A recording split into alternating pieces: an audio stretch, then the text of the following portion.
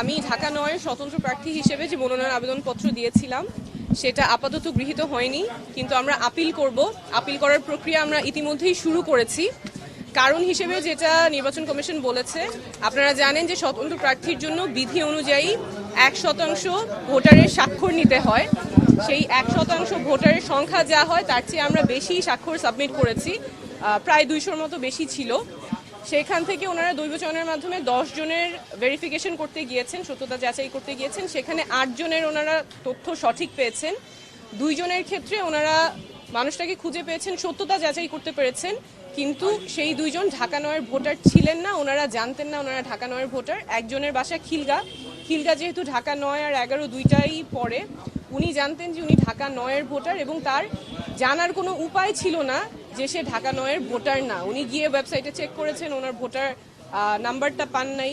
NID যেটা ছিল উনি জানতেন উনি ঢাকা 9-এর ভোটার, সেভাবে তিনি স্বাক্ষর করেছেন।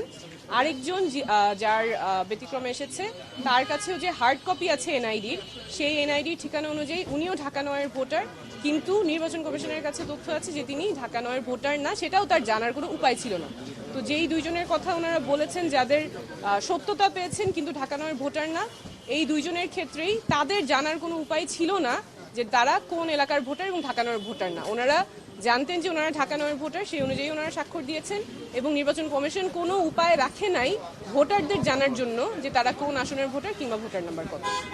আচ্ছা, আপনি আপিল তো করবেন নিশ্চয়ই। আপিল করার পরে আপনার যদি মনোনয়ন বৈধ ঘোষণা হয়, যেহেতু আপনি এনসিপি থেকে পদত্যাগ করেছেন, আপনি কতটুকু আশাবাদী আসলে এই স্বতন্ত্রভাবে নির্বাচন যে করছেন বিজয়ী হওয়ার ক্ষেত্রে? অবশ্যই আশাবাদী বলেই তো আমরা মাঠে আছি। আমাদের যেই যাত্রা, আমাদের যে লড়াই, স্বচ্ছতা জবাবদিহিতার রাজনীতির লড়াই, এটা জারি থাকবে।